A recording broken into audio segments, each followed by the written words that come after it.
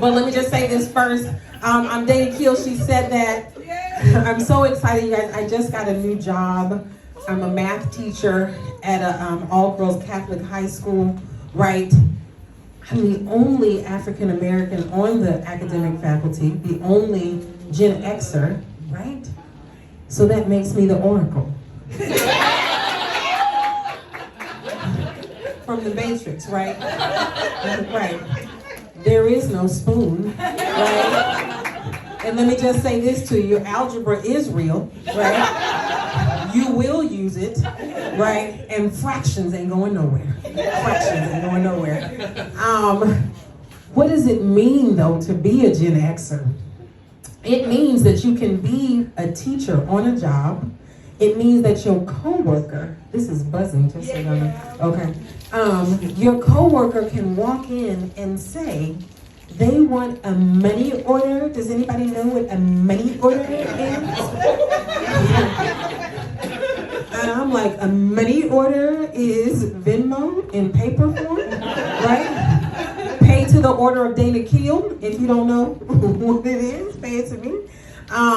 It also means that you can enjoy Biggie Smalls while still having to use reading glasses to read your mail, right? Right? Biggie, can't you see? Because you gotta have more than one pair. There's a pair for the car, for the bathroom, for the kitchen, for your desk. You know, sometimes these words just hypnotize. Right?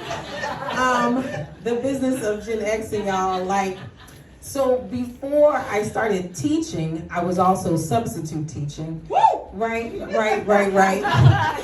I got to substitute teach all grades. So like first grade, let me tell you about them. First grade babies, it's like being a mother in the classroom all day.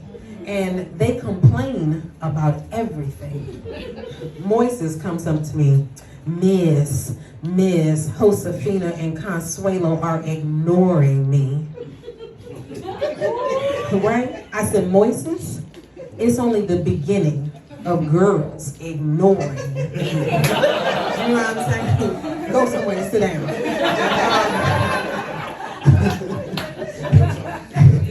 Then, oh my goodness, there's middle school.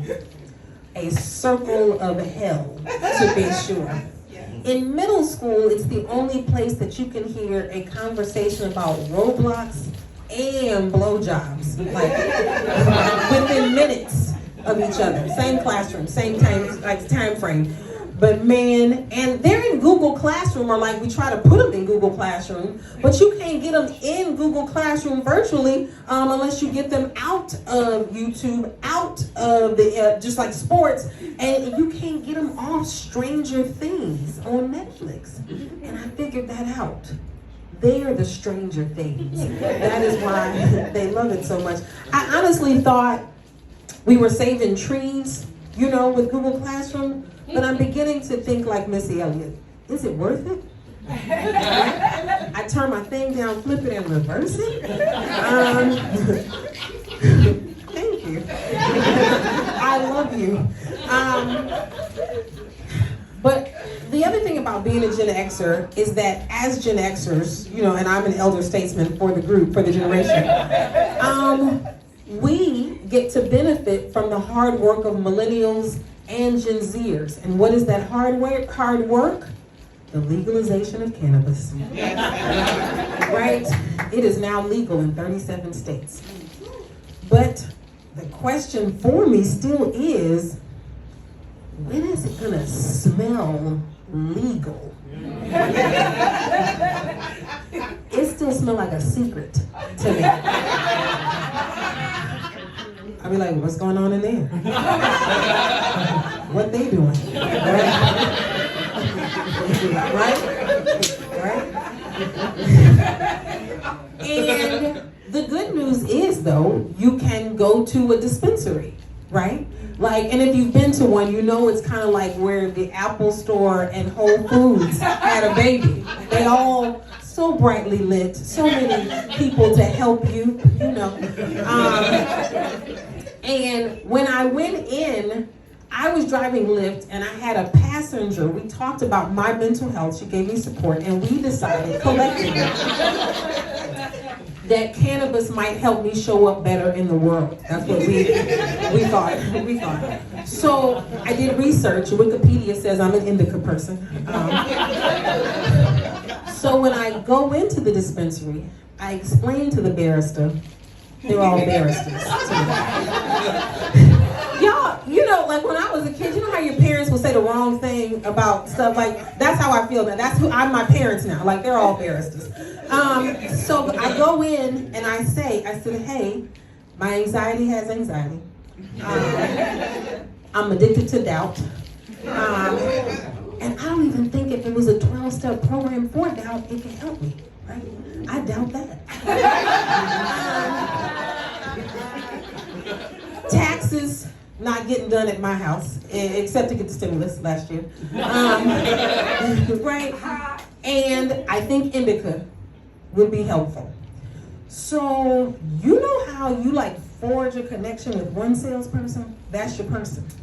This other salesperson, way down here, had been ear hustling our whole conversation. She comes sliding into the interaction and she goes, "You sound like a sativa person to me. I have multiple personalities." Right? And sativa works well for me. I said, I don't have multiple personalities. I do have two. I have the woman who wants to succeed and the scary bitch trying to hold her back. I'm here to silence the scary bitch.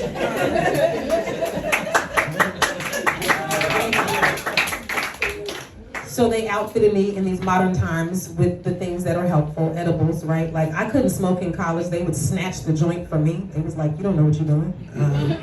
We're not wasting good weed on you.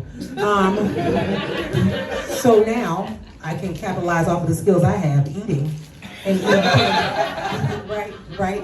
And eating candy. To my allies that are in here, descendants of abolitionists, I see you. Let me talk to you.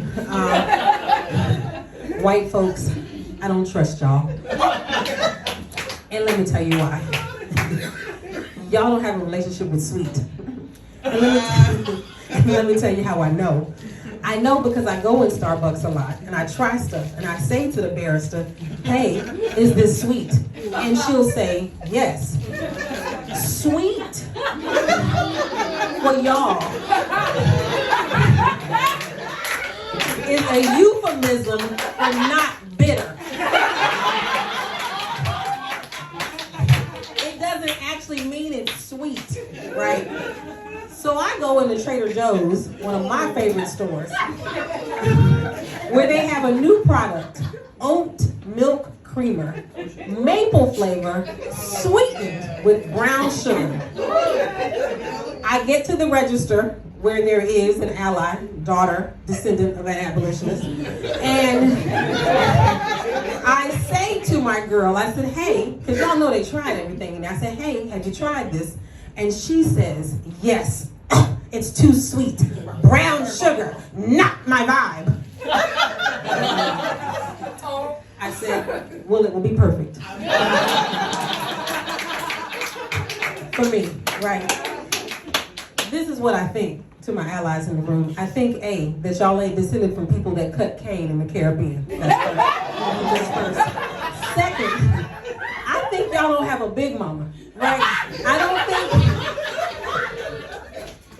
I think that a big mama ain't never made you a cake from scratch.